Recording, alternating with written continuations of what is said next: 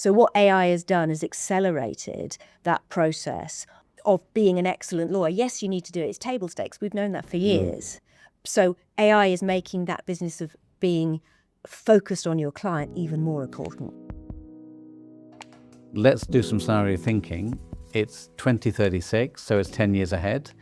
What are the main models we're going to be seeing, law firms? My thinking is that there will be one possibility is for a more multi-disciplinary partnership. So you've not just got lawyers on your team going out to see the client, you've got technologists, you've got finance people, you've got AI experts going out there to see how the AI can fit into the client, how it can make that relationship closer. But it's fundamentally all the same as it was, despite the fact that you've got lots of different people with lots of different areas of expertise. It's still about getting to the root of what the client wants and making sure that everybody is focused on that. But from the business model point of view, law firms will have to start giving people who are non-lawyers a route to partnership, promotion, and all of those things that will make really good experts want to stay at a law firm rather than go out into the business world. And the cultural underpinnings of that is going to be crucial. The issue of collaboration, the reward, appraisal and development of people so that you're continually rewarding that multidisciplinary approach and international approach, which adds another layer of complexity onto this so that you can drive that forward. And we've seen some of the entrance into the law firm market, particularly the audit firms, where the collaboration has fallen over and they haven't had the impact that some commentators thought they would have 5 years ago. So we've got one option, which is around the MDP. I'm going to be old school, and I'm going to say the elite law firm has a great future. It just might be losing weight. So I'm going to go for the deleverage model. You're using AI. You're using the grey hair of your leading partners. With AI as your leverage. You will need those project managers, and you have to answer the question of who are your future partners. So that is key. But that is a model where I think many firms are looking at it as a way of increasing profitability in the short term. Some of those elite firms are tempted to reduce their intake and their junior levels. What I don't know about that model is what happens in 5 or 10 years' time. But there is a window of higher profitability in the short term for those elite law firms that are deleveraging. Part of me thinks, and I think there is already experiments going on, not necessarily in law, but in other professional services, where what you are ending up with is a lot of partners and a lot of junior people and nothing in the middle. Because the people at the junior level are helping the AI to do the churn and to make reasonable decisions around due diligence, because you still need that human element, and then handing that on up to the partners with their strategic insight. And actually, you don't need the associate and senior associate level. So that's one of the scenarios that I see. And we're talking about scenarios, and it just to have a better discussion with law firms around this. So I would call this a donut model. You've got the partner, of course. You've got two different types of partners going forward: the grey hair trusted advisor partner or the partner manager. The junior level, you've got these new lawyers, and they know AI, they know project management, they're different skills, they're called different roles, and the law firms are developing those different roles. And in the donut future, it's the mid-level, it's the junior mid-level associates you're taking out of the picture. And I think the other angle is business services. As always happens when there's a revenue downturn, law firms will say, how can I cut business services? They're not generating the fees. And I think it's going to be very interesting. Again, the parallels of what's happening within the law firms. On the BD side, I'd argue that you really need the top BD people who can drive that forward. You may not need people at the more junior level. I think there's a strong area of risk on finance, because what I'm seeing looking at the results of using AI on financial models is not always correct. And given the vital importance of getting these numbers absolutely spot on, I would be very wary at this current level of development of using AI to replace finance in its entirety. It can certainly speed things up. But Katie, what do you think?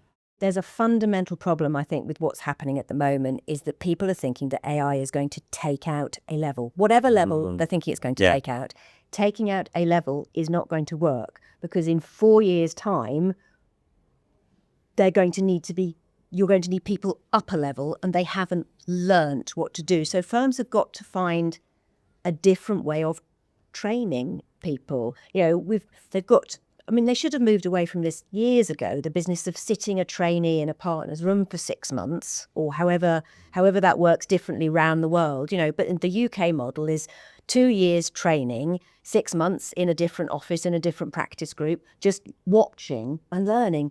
Doesn't work anymore, because that learning process has been completely flipped on its head, and AI is only part of the head flip. So I've got a simple answer to this, looking at different areas, and law is really having to catch up on this. So technology can help us learn. We've got the youngest Formula One driver winner ever. We've got the youngest chess champions. They're learning on simulators. They're learning through technology. So I think Harvey and Lagora needs to wake up. So you have a client call, you're writing a client memo. I listen to the call, I write a memo, and AI will score me and give me feedback on that.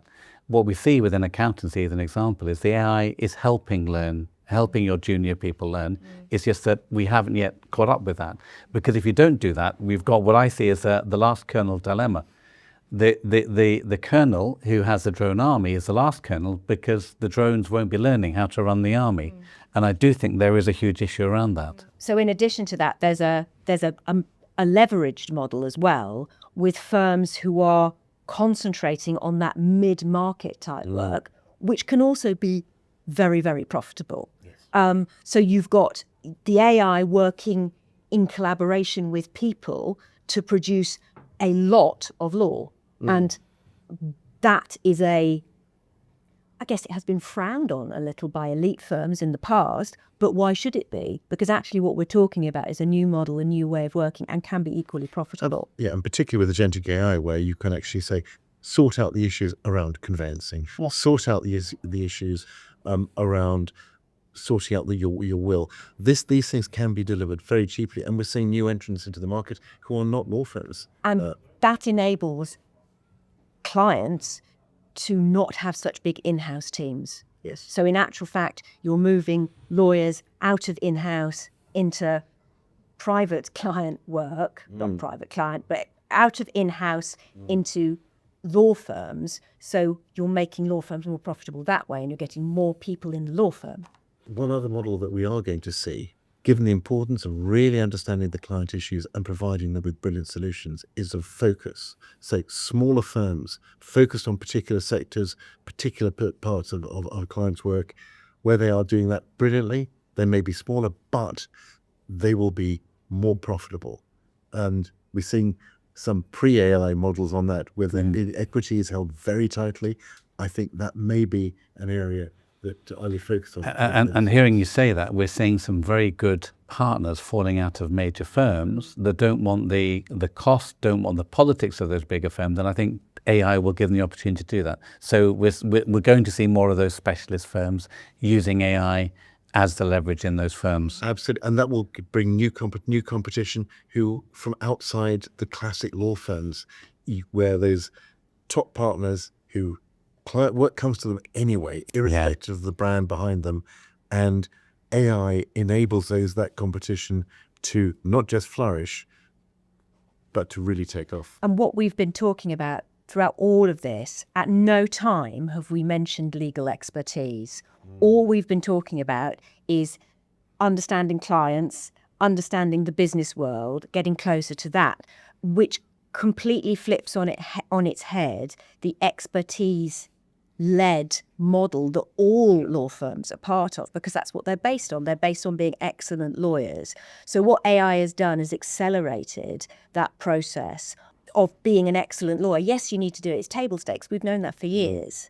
So AI is making that business of being focused on your client even more important. And I think the other thing in terms of that acceleration, given the amount of investment and understanding needed in AI and the way that a large firm can leverage it, is increased stress on the middle market firms who have smaller IT budgets, smaller digital budgets, and will come under further stress. Now, does that lead to further consolidation? We'll have to wait and see. So how do we get to 2036? And people today, what do they need to do to start this? Paul, we'll go to you first. So if I go back to when I was sitting as a CEO in a law firm, first thing I would do is do a full audit of the data so that you are ready and primed for whatever future you decide you want and where the technology takes you. And I think I would be talking to clients and saying, where do you want us to be? How can we ensure that we continue to add value to your business while using AI? And I think I would say it's an honest conversation amongst a group of people that own a business, the partners, to say, where are we today? Where do we need to get to? And what are the simple things we need to start thinking about? It's almost like how to take your business apart, take a very good look at it, and put it back together. And I would say how every law firm should be thinking for their retreat, given the change that we've talked about, how do we future-proof our firm and make sure it's sustainable going forward?